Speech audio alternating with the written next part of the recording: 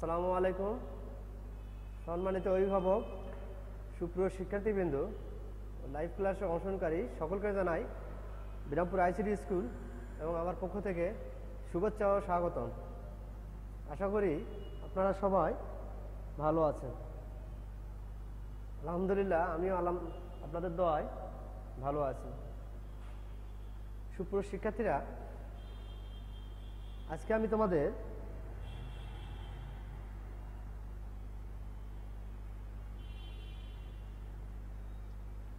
ষষ্ঠ শ্রেণীর, একটু লক্ষ্য করো, আজকে আমি তোমাদের ষষ্ঠ শ্রেণীর বাংলাদেশ ও বিশ্ব পরিচয়ের সপ্তম অধ্যায় পার্ট 5 নিয়ে আলোচনা করব। তো সুপ্রিয় শিক্ষার্থীরা, এই যে ঈদের ছুটির আগে তোমাদের যে ক্লাসগুলো হয়েছিল সেখানে সপ্তম অধ্যায়ের 1, 2, 3, 4 পর্যন্ত আলোচনা করেছে। আমাদের যে সপ্তম অধ্যায়ের আলোচনা, আজকে যে আলোচনা ছিল সেটা হচ্ছে আমাদের বাংলাদেশের যে অর্থনীতি। এই অধ্যায়ের যে আলোচনা চলছিল সেটা হচ্ছে বাংলাদেশের অর্থনীতি। এর ধারাবাহিকতায় বাংলাদেশের অর্থনীতি প্রকারভেদ, বাংলাদেশের অর্থনীতি কেমন, এই বিষয়গুলো আমরা জানছি। গ্রামীণ অর্থনীতি, শহরের অর্থনীতি, এই যে বিষয়গুলো, এগুলো আমি আগের ক্লাসে তোমাদেরকে জানাইছি। তো আজকে আমি তোমাদের যে সপ্তম অধ্যায়ের যে পার্ট 5, এটা লাস্ট আলোচনা, এইটা নিয়ে আলোচনা করব। তাহলে সুপ্রিয় শিক্ষার্থীরা, আজকে যে পঞ্চম পার্টের যে আলোচনা আছে, এই আলোচনার বিষয়বস্তু কি বা শিরোনাম কি সেটা আমরা একটু দেখে নিতে পারি।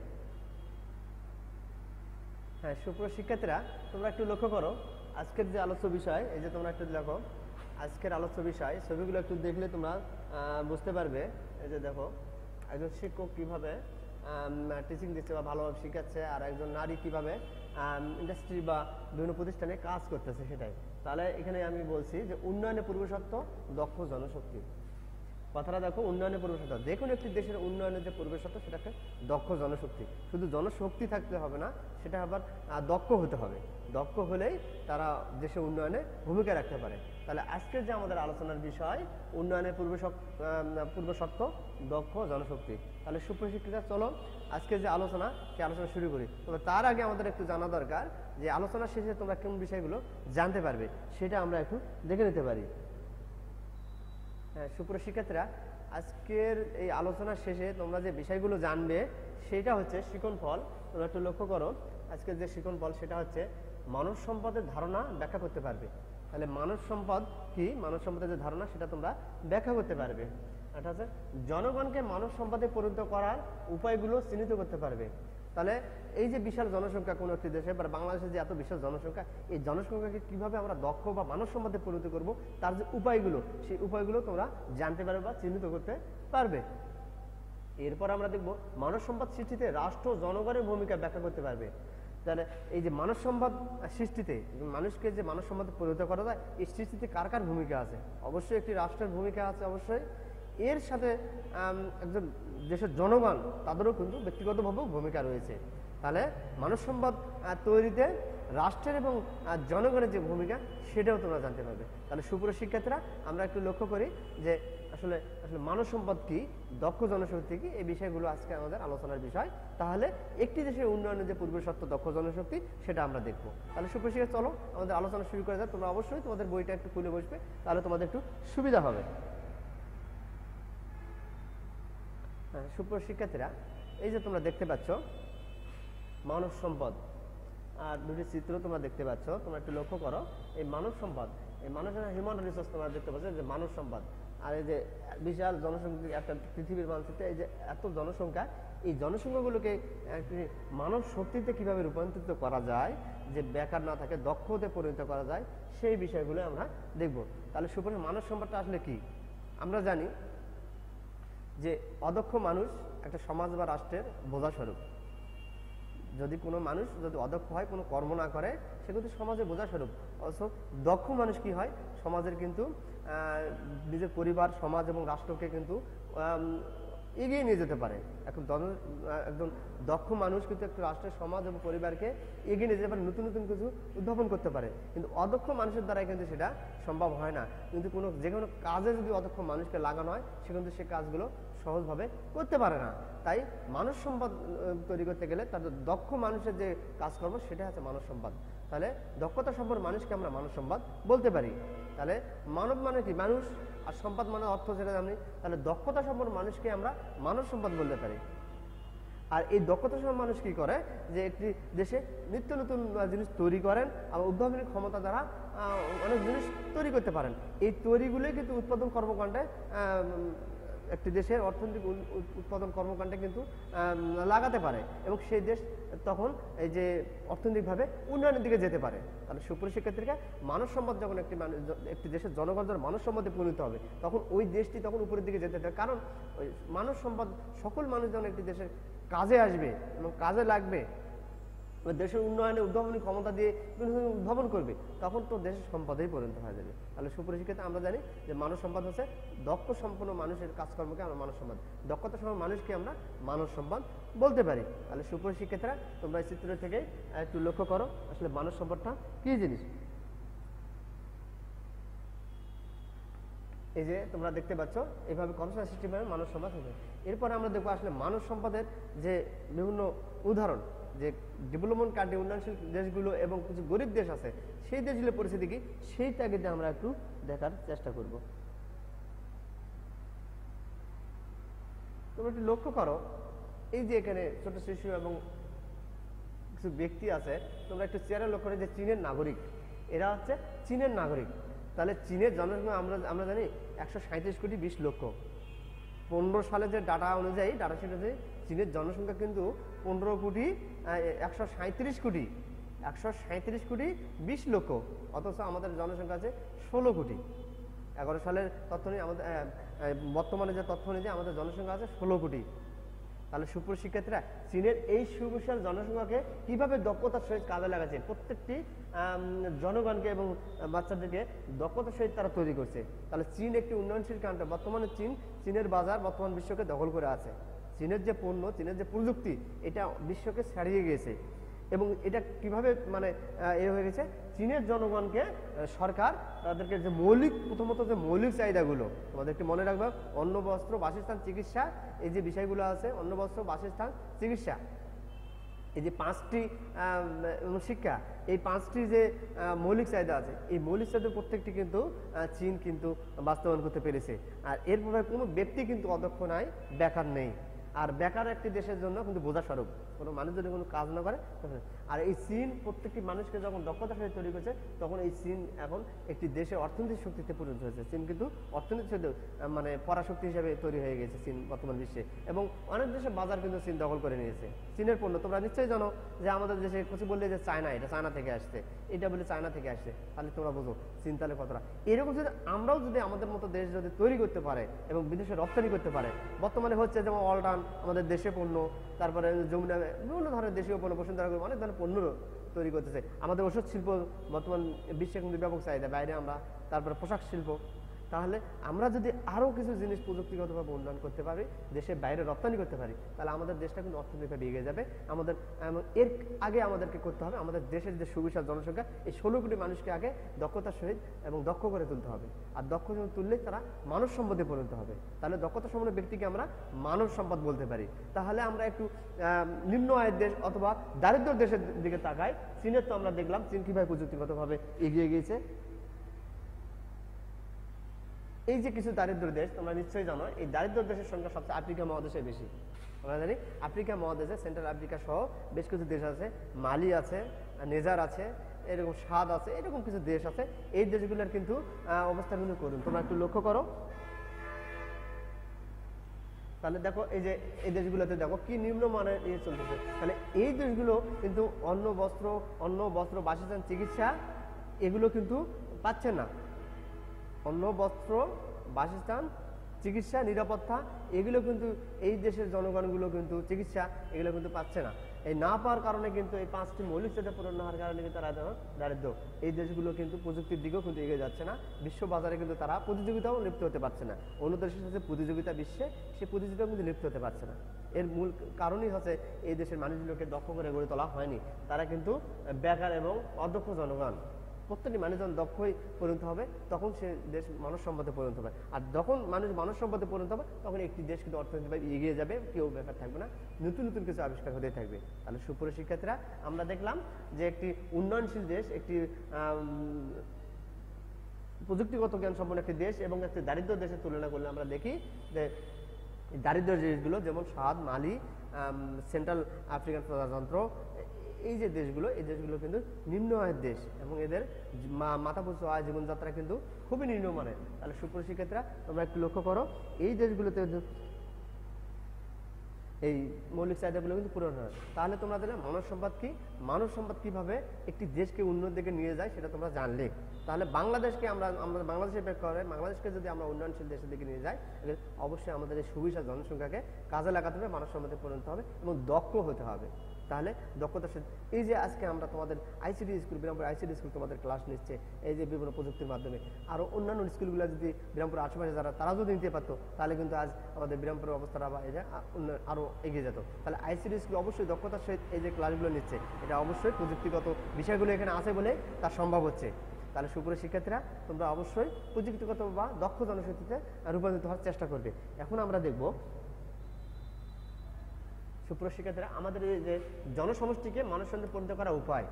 তাহলে আমরা এখন দেখব যে আমাদের সুবিচার এই জনসমষ্টি, এই জনসমষ্টি কিভাবে আমরা মানব সম্পদে পরিণত করব তার উপায়গুলো আমরা দেখব। তাহলে অবশ্যই আমাদের যে উপায়গুলো এগুলো আমাদেরকে প্রতিফলন করতে হবে, তাহলে আমাদের দেশ উন্নয়নের দিকে যাবে। তাহলে অবশ্যই আমরা একটু দেখি যে আমাদের এই সুবিশাল জনসমষ্টিকে কিভাবে মানব সম্পদে পরিণত করা যায়, সেই উপায়গুলো আমরা একটু দেখব। সুপ্রিয় শিক্ষার্থীরা, এই যে তোমরা দেখতে পাচ্ছ মানসম্পন্ন শিক্ষা ও কর্মমুখী শিক্ষা।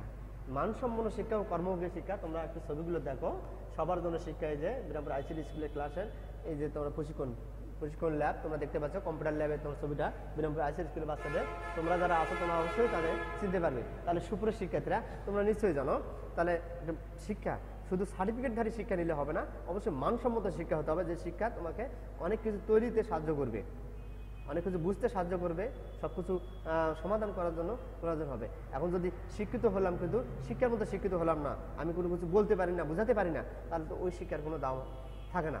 তাহলে অবশ্যই মানসম্মত শিক্ষা, ভালো শিক্ষা হতে হবে এবং কর্মমুখী শিক্ষা প্রদান করতে হবে।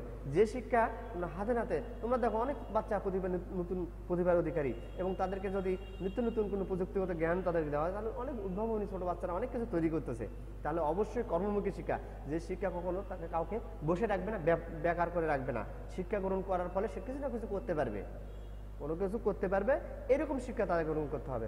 তাহলে সুপ্রিয় শিক্ষার্থীরা, অবশ্যই এরকম মানসম্মত শিক্ষা ও কর্মমুখী শিক্ষা প্রদান করতে হবে, তাহলে একটি দেশকে কিন্তু মানব সম্পদে পরিণত করা যাবে, একটি দেশের জনগণকে।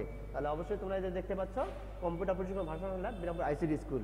তাহলে আইসিডি স্কুলে যে প্রশিক্ষণগুলো করছে, এই ক্লাসগুলো সুন্দরভাবে পরিচালনা করতেছে, এই যে এই হচ্ছে এটা কি প্রযুক্তি কল্যাণে, আর এখানে এটা আছে বলে সম্ভব হচ্ছে।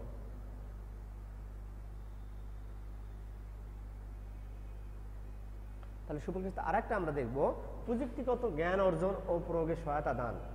তাহলে এই যে প্রযুক্তি, আমাদের ডিজিটাল বাংলাদেশ, বর্তমান বিশ্ব যে প্রযুক্তি নির্ভর দেশ, বিশ্ব এই তথ্য প্রযুক্তির যুগ, এখানে এই প্রযুক্তি নির্ভর জ্ঞান অর্জন করতে হবে। আমাদের কোনো ইন্ডাস্ট্রি, আমাদের কোনো মেশিন বা কোনো তৈরি করতে গেলে অবশ্যই আমাদের বিশ্বের অনেক দেশের সহযোগিতা নিতে হয়। আমাদের খনিগুলো তোমার আমাদের কিন্তু প্রাকৃতিক সম্পদে ভরপুর এই দেশটি, অথচ এই প্রাকৃতিক সম্পদ উত্তোলন করার মতো সক্ষমতা আমাদের নেই। তাহলে এই সক্ষমতা করতে গেলে অবশ্যই আমাদের জনগণকে শিক্ষিত করে এবং মেধাসম্পন্ন করে তুলতে হবে এবং দক্ষ করে তুলতে হবে, তোমাদেরকে অবশ্যই মনে রাখতে হবে, তাহলেই এগুলো সম্ভব। তাহলে প্রযুক্তিগত জ্ঞান, এই যে তোমরা দেখো প্রযুক্তিগত জ্ঞান ও প্রয়োগের সহায়তা, অবশ্যই প্রযুক্তিগত জ্ঞান অর্জন করতে হবে, এটা আবার প্রয়োগ করার মতো সহায়তা প্রদান করতে হবে, যেন এই জ্ঞানগুলো আমরা সুষ্ঠু প্রয়োগ করতে পারি, নতুন নতুন কিছু তৈরি করতে পারি। এই যে তোমরা লক্ষ্য করছো, এই যে পরীক্ষাগারে বিভিন্ন কারখানায় এই শিশুরা দেখো কিভাবে প্রযুক্তিগত জ্ঞান এবং দক্ষতার সাথে কাজ করতেছে। এই যে তোমরা ডিজিটাল দেখতে পাচ্ছ, টেকনিশিয়ান তোমরা দেখতে পাচ্ছ, এগুলোর মাধ্যমে আজকের যে শিশুরা প্রযুক্তিগত জ্ঞান বিভিন্ন দিকে তাদের জ্ঞান ধারণা সৃষ্টি হচ্ছে এবং তারা নেটের সাহায্যে অনেক কিছু জানতে পারতেছে। তাহলে সুপ্রিয় শিক্ষার্থীরা, প্রযুক্তিগত জ্ঞান থাকলে একটি মানুষ কিন্তু অদক্ষ হিসেবে থাকতে পারে না, অবশ্যই সেই দক্ষতায় পরিণত হতে পারে। এরপর আমরা দেখব পেশাগত প্রশিক্ষণ। দেখো পেশাগত প্রশিক্ষণ দান ও দক্ষতা অর্জনের সহায়তা প্রদান। তাহলে পেশাগত দক্ষতা মানে কি, যে যে কর্ম করে সেই কর্মের উপর দক্ষতা, মানে প্রশিক্ষণ, ওই কর্মের উপর যদি প্রশিক্ষণ দেওয়া হয় তাহলে সে আরো দক্ষ হয়ে ওঠে। এখন যদি এই যে তোমাদের স্যারেরা আছে, এই স্যারদেরকে যদি উচ্চতার ট্রেনিং করানো হয়, প্রশিক্ষণ দেওয়া হয়, তাহলে তারা আরও ভালোভাবে টিচিং প্রক্রিয়া বা বিভিন্ন সিস্টেমগুলো জানে আসবে এবং আসলে তোমাদেরকেও সেই প্রক্রিয়ায় শিক্ষাদান করতে পারে, ভালোভাবে শিক্ষাদান সহজ পদ্ধতিতে শিক্ষা দিতে পারে। তাহলে অবশ্যই পেশাগত দক্ষতা বাড়াতে হবে প্রশিক্ষণের মাধ্যমে এবং সেটা আবার সহায়তা করতে হবে। এই যে দেখো এগুলো শিক্ষক কীভাবে প্রশিক্ষণ গ্রহণ করতেছে, তোমরা দেখতে পাচ্ছ শিক্ষকেরা এই যে কম্পিউটার প্রশিক্ষণ এবং বিভিন্ন ধরনের প্রশিক্ষণ তারা গ্রহণ করতেছে। এই প্রশিক্ষণ গ্রহণ করার ফলে তারা নিজেদের দক্ষতা আরও বাড়ে যাচ্ছে টিচিং হিসাবে। আর পেশা বলতে স্বাস্থ্যগতভাবেও তাদের যে ডাক্তাররা আছে তারাও কিন্তু একটা পেশার মানুষ, তাদেরকেও আবার যদি বিভিন্ন ধরনের প্রশিক্ষণ দেওয়া হয়, প্র্যাকটিক্যাল করানো হয়, তাহলে তারা কিন্তু দক্ষ হয়ে ওঠে। তাহলে অবশ্যই প্রশিক্ষণ গ্রহণ করতে হবে যে কোনোভাবে দক্ষতা অর্জন করতে হবে। তাহলে আমাদেরও এইভাবে দক্ষতা মানে মানব সম্পদে আরও পরিণত হলে শুধু টিচিং শিক্ষা দিলেই হবে, সেখানে মানসম্মত শিক্ষা দিতে হবে। আর এই জন্যই টিচিং মানে প্রশিক্ষণ গ্রহণ করতে হবে।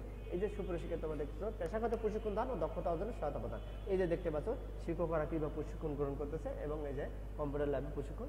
তাহলে আজকে যদি আমি তোমাদের এই যে এই প্রযুক্তিগুলো, এই যে ল্যাপটপ, এগুলো চালানো লেখানো না পারতাম, তাহলে তোমাদের এইভাবে ক্লাস নেওয়া আমার পক্ষে সম্ভব ছিল না। অবশ্যই এগুলোকে আমাকে জানতে হয়েছে, শিখতে হয়েছে, এর প্রভাবে আমি তোমাদের আজকে এইভাবে ক্লাস নিতে পারতেছি। তাহলে অবশ্যই প্রত্যেককে এরকম পেশাগত দক্ষতা বা এরকম মানে চেষ্টা করতে হবে, তাহলেই কিন্তু ভালোভাবে শিক্ষা দেওয়া সম্ভব হবে। এরপরে আমরা দেখবো সুপ্রশিক্ষার্থীরা উৎপাদনমুখী কর্মকাণ্ডে প্রশিক্ষণ প্রদান।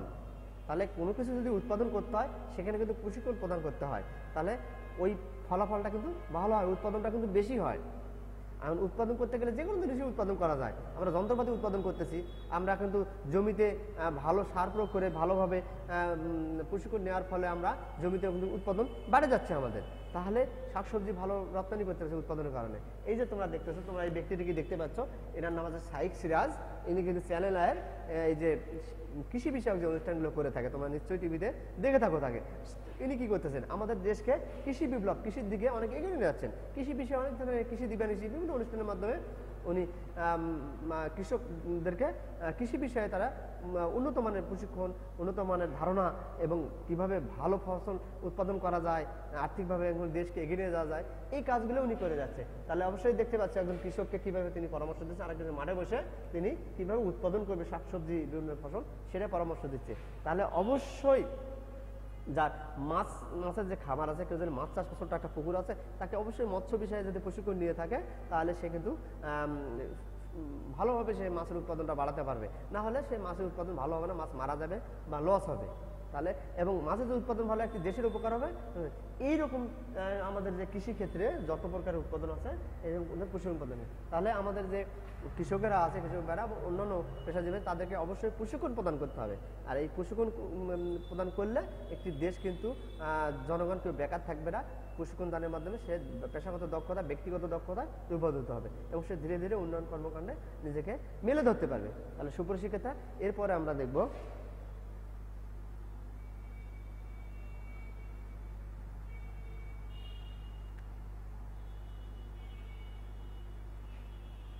সুপ্রশিক্ষিত। তোমরা একটু লক্ষ্য করো, এই যে উৎপাদনমূলক কর্মকাণ্ডে মূলধন খাটানোর কৌশল শিক্ষাদান। এখন কথা হচ্ছে যে মূলধন তোমরা জানো তো, মূলধন বলতে ব্যক্তিগত যে অর্থটা, যে অর্থটা দিয়ে প্রথম লগ্নি করা হয় কোনো প্রতিষ্ঠানে, এটা হচ্ছে মূলধন। মূল যে অংশ যেটাতে শুরু করা হয় এটা হচ্ছে মূলধন। সেই মূলধনটা কিভাবে খাটাতে হবে উৎপাদনী কর্মকাণ্ডে সেটাই বলছে। তাহলে এই বিষয়ে যদি প্রশিক্ষণ না থাকে, তাহলে যদি তোমার যতটুকু সম্পদ আছে, যতটুকু টাকা আছে, তুমি যদি একবারে যা খরচ করে ফেলো, দেখো কোনো কারণে হয়তো নষ্ট হয়ে যেতে পারে। তাহলে সেটা যদি ওইটুকু পরিমাণ টাকা যদি তুমি ব্যবহার করে মূলধন খাটানোর পর যদি উৎপাদন বাড়াতে পারো, তাহলে তোমার লাভজনক হবে। আর এটা কিভাবে ব্যবহার করবে এটার জন্য কিছু কৌশল থাকে, সেই কৌশল শিক্ষাদান করতে হবে। এখন যে কোনো প্রকারের মানুষ এই বিষয়ে কৌশল খাটানো হবে। তাহলে সুপ্রশিক্ষিতরা এই যে উৎপাদন কর্মকাণ্ড, এই যে দেখো একজন নারী কিভাবে মুরগির খামার বা হাঁসের খামার করতেছে, একজন নারী কিভাবে হাঁসের খামার করছে, সেখান থেকে অনেক স্বাবলম্বী হবে। তাহলে সে অবশ্যই তার যে বাসায় অর্থটা ছিল, যে টাকা পয়সা ছিল, সেটা সে এই মূলধনটা এই যে হয়তো বা অল্প কিছু হাঁস মুরগি কিনে কিন্তু শুরু করেছে। তাহলে এটার একটা কৌশল আছে যে কী পরিমাণ শুরু করবে, খাদ্য কী পরিমাণ কিনবে, এগুলো কিন্তু ট্রেনিং আছে। এই বিষয়গুলো কিন্তু তার জানা দরকার। এবং হাঁস মুরগি যে যদি অসুখ সমস্যা হয়ে থাকে সে বিষয়ে জানতে হবে, কোথায় গেলে টিকা পাবে, কোথায় গেলে ওষুধ পাবে। এই বিষয়ে যদি না জানা থাকে তাহলে যে পরিমাণ মূলধন সে খাটাইছে সবগুলো যদি হাঁস মারা যায় তাহলে কিন্তু তার মূলধনগুলো শেষ হয়ে যাবে। তাহলে অবশ্যই উৎপাদনমূলক কর্মকাণ্ডে মূলধন খাটানোর যে কৌশলগুলো আছে এটা অবশ্যই জানা দরকার প্রত্যেককে। না জানি শুধু টাকা আছে বলে, মূলধন আছে বলে, অর্থ আছে বলে কোনো কিছু তৈরি করে আসলে তা না, সেটা কিন্তু নষ্ট হয়ে যেতে পারে। সেটা কিন্তু কৌশল থাকবে। এই যে দেখো তোমরা নকশিকাঁথার অথবা ক্ষুদ্র কুটির শিল্প যেগুলো আছে, ক্ষুদ্র শিল্প কর্পোরেশন আমাদের আছে, এই ক্ষুদ্র কুটির শিল্পে গ্রামের নারীরা বা এর বাঁশ বেঁধে বিভিন্ন ধরনের কিন্তু জিনিস তৈরি করতেছে, যেটা কিন্তু আমাদের বাজারে ব্যাপক চাহিদা এটা। তাহলে অবশ্যই সেখানেও তারা কিন্তু মূলধন লগ্নি করছে, অল্প অর্থেই কিন্তু এই জিনিসগুলো তৈরি করতে পারছে, তাদের পরিবারের সহযোগিতা করতেছে এবং রাষ্ট্রকেও কিন্তু অর্থনৈতিকভাবে এগিয়ে নিয়ে যাচ্ছে। তাদের পরিবারেরও অর্থ উপার্জন হচ্ছে এবং রাষ্ট্রকেও কিন্তু অর্থনৈতিকভাবে এগিয়ে নিয়ে যাচ্ছে। এই যে তোমরা দেখো ছাগল পুষে, এখন কিন্তু আমরা দেখতে পাই যে প্রত্যেক বাড়ি বাড়িতে ছাগল প্রায় দেখা যায়, ছাগলের খামার এখন দেখতে পারে। কারণ এই ছাগল পুষতে গেলে কি কি পদক্ষেপগুলো নিতে হবে, ছাগলের উৎপাদন কিভাবে বাড়বে, এই বিষয়গুলো কিন্তু প্রশিক্ষণ দান বা কৌশল থাকে। তাহলে সুপ্রিয় শিক্ষার্থীরা, উৎপাদন কর্মকাণ্ডে যে কোনো দিন আমি উৎপাদন করব, সেখানে আমার যে মূলধন সেটা আমি কিভাবে প্রয়োগ করব সেটা কিন্তু অবশ্যই আমাকে জানতে হবে এবং প্রশিক্ষণ নিতে হবে এবং সেই বিষয়ে আমাকে শিক্ষাদান দিতে হবে, কৌশল। এটা যদি না জানা থাকে কিন্তু মূলধনটা নষ্ট হয়ে যেতে পারে। তাহলে অবশ্যই আমাকে বিনিয়োগ করলে বা মূলধন খাটাতে গেলে এটা বিষয়ে আমাকে শিক্ষাদান করতে হবে অথবা জানতে হবে।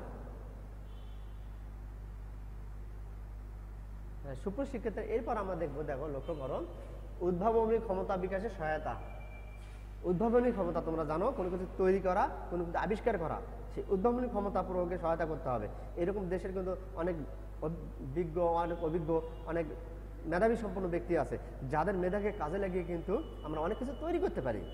তোমাদের মতো যারা আছো, তোমরা যারা যে পড়ালেখা করছো, তারা অনেক মেধাবী সম্পন্ন আছো, তারা ছোট ছোট জিনিস তৈরি করে তারা যখন বড় হবে অনেকজন আবিষ্কারের নেশায় থাকবে, তখন তৈরি করবে। এই বিষয়ে তাকে সহায়তা করতে হবে। এই যে তোমরা দেখতে পাচ্ছ যে ব্যক্তিটি, এই যে ডক্টর মাকসুদুল আলম, ইনি পাটের জিন আবিষ্কার করেছেন। পাটের যে বংশ বিস্তার, পাটের জিনটা কিভাবে আসলো, তাদের বংশ পরিচয়, সেটা কিন্তু আবিষ্কার করেছেন ডক্টর মাকসুদুল আলম। এই যে তোমরা দেখতে পাচ্ছ, ইনি ব্যক্তি সংবাদ সম্মেলন করছে, দেশীয় পাটের জিন রহস্য উন্মোচন। দেখো, এটা হচ্ছে জীবন রহস্য। তাহলে আমাদের দেশের যে পাটকে আমরা সোনালী আঁশ বলি, যেটা আমরা 80-র দশকে প্রধান রপ্তানিকারী ফসল ছিল, বিশ্বে কিন্তু আমরা রপ্তানি করে প্রচুর বৈদেশিক অর্জন করছি। সেই পাটের জীবন রহস্য কিভাবে আসলো, পাটের জীবন রহস্য সেটা কিন্তু জেনেরিক, সেটা কিন্তু এই যে ডক্টর মাকসুদুল আলম কিন্তু আবিষ্কার করে তৈরি করেছে। তাহলে এইরকম উন্নয়ন কোনো এইরকম মানে কোনো জিনিস উদ্ভাবনী ক্ষমতা প্রয়োগ করতে গেলে তাকে অবশ্যই সহায়তা প্রদান করতে হবে। এইরকম দেশ এবং রাষ্ট্রের সহযোগিতা থাকতে হবে, জনগণের সহযোগিতা থাকতে হবে, এইটাই বলছে। তাহলে উদ্ভাবনী ক্ষমতা কি করতে হবে, উদ্ভাবনী ক্ষমতা বিকাশে সহায়তা করতে হবে। কেউ যদি উদ্ভাবনী ক্ষমতা বিকাশ করতে চায় তাহলে অবশ্যই সহায়তা করতে হবে তাকে। এরপর আমরা দেখবো সুপ্রিয় শিক্ষার্থীরা, লক্ষ্য করো, উন্নত স্বাস্থ্য ও বাসস্থানের নিশ্চয়তা। তাহলে উন্নত স্বাস্থ্য এবং বাসস্থানের নিশ্চয়তা, একটি দেশকে যদি উন্নয়নের দিকে নিতে অবশ্যই স্বাস্থ্যসম্মত একটা পরিবেশ থাকতে হবে, মানুষের স্বাস্থ্য অবস্থা ভালো থাকতে হবে এবং বাসস্থান থাকতে হবে। তাহলে একটি দেশকে আমরা এখন ভাসমান লোকের সংখ্যা যদি বেশি হয়, রাস্তাঘাটে অনেক লোক থাকে, তাহলে সেই দেশকে কিন্তু উন্নয়নশীল দেশ বলা যাবে না, সেই দেশকে নিম্ন আয়ের দেশ বলা হবে। কারণ অনেক মানুষ রাস্তায় ঘুরে।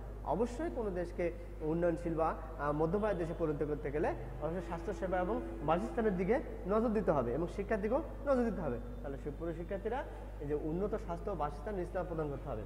তাহলে একটি দেশের জনগণকে যদি মানুষ সম্পদে পরিণত করতে হয়, তাহলে ওই জনগণকে অবশ্যই উন্নত স্বাস্থ্য চিকিৎসা সেবা দিতে হবে, তার বাসা বাড়ি দিতে হবে, যেন সঠিকভাবে সে চিন্তা ভাবনা করতে পারে, খাইতে পারে এবং ভালোভাবে সে মেধার বিকাশ করাতে পারে। এই জন্য তার সুষ্ঠু পরিবেশের দরকার, আর এই পরিবেশের জন্য এগুলো প্রয়োজন। তাহলে সুপ্রিয় শিক্ষার্থীরা, অবশ্যই উন্নত স্বাস্থ্য বাসস্থান নিশ্চয়তা প্রদান করতে হবে, সরকারকে অবশ্যই এই বিষয়ে খেয়াল রাখতে হবে, তাহলে একটি দেশকে আমরা এগিয়ে নিয়ে যেতে পারবো।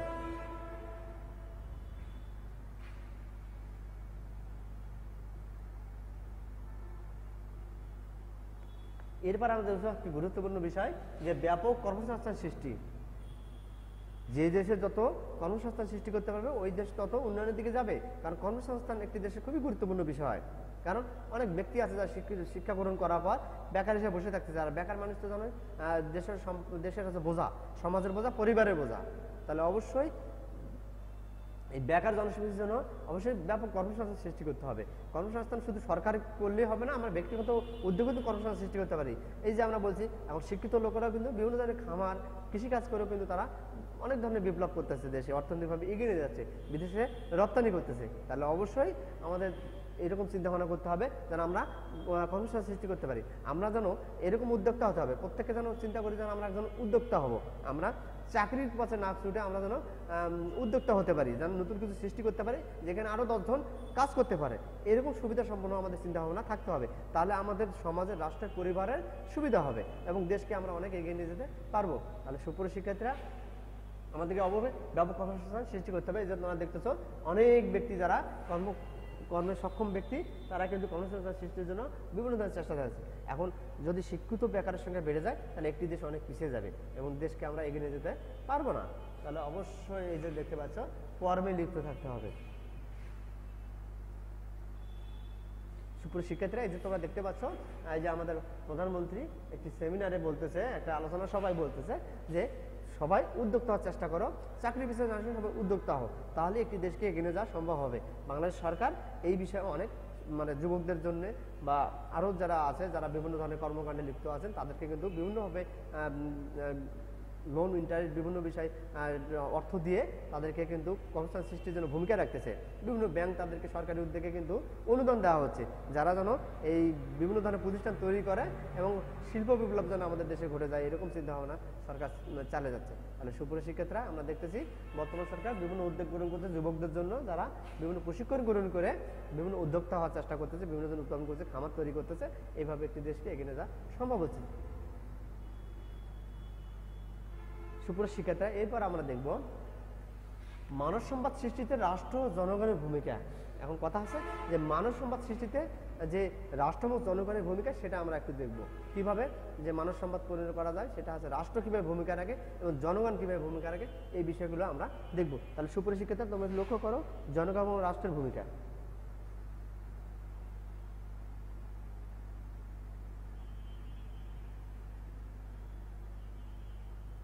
সুপ্রিয় শিক্ষার্থীরা, এই যে রাষ্ট্রের ভূমিকা, এই যে তোমরা দেখছো বাংলাদেশ নামক একটি দেশের ছবি, আমাদের দেশের ছবি, বাংলাদেশের যে মানচিত্র সেটা দেখতেছো। এই যে একটা রাষ্ট্র, এই বাংলাদেশ একটি মানব সম্পদের রাষ্ট্রের যে ভূমিকা, একটা রাষ্ট্র কি করতে পারে?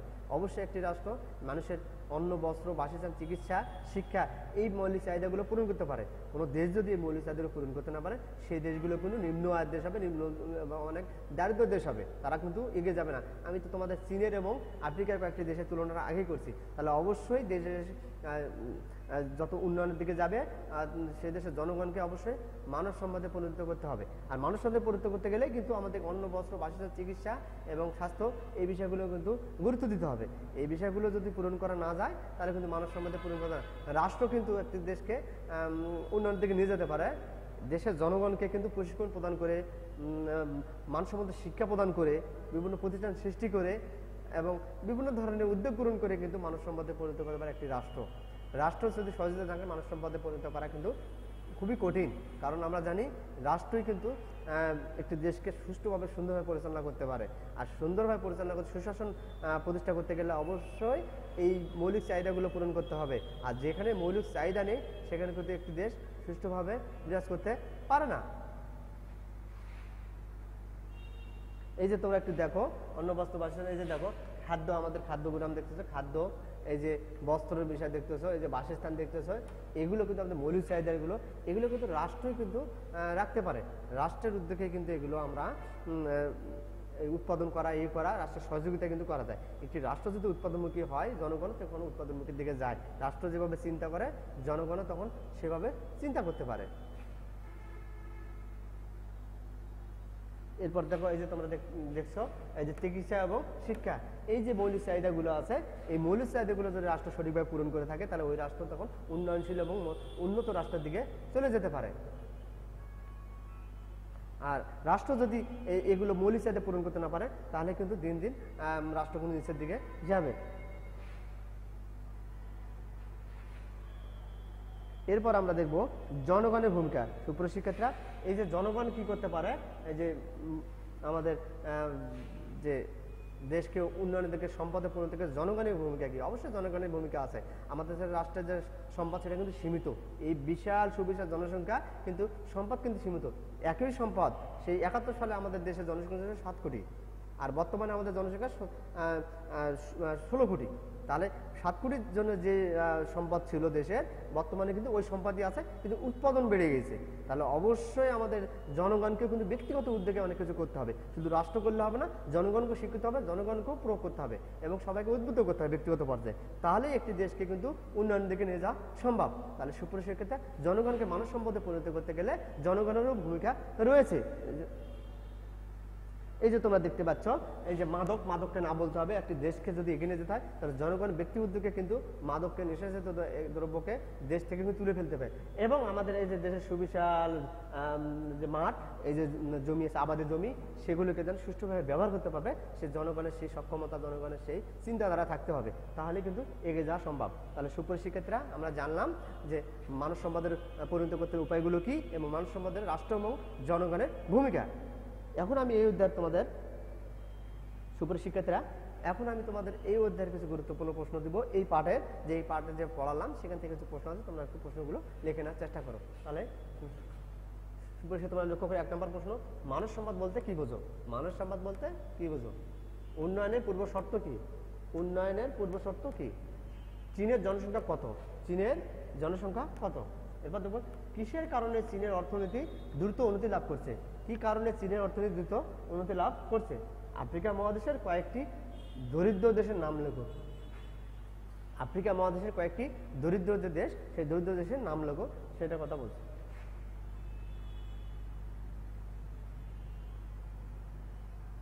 এরপর আমরা দেখবো জনসমষ্টিকে জনসম্পদে পরিণত করার উপায়গুলো কি কি।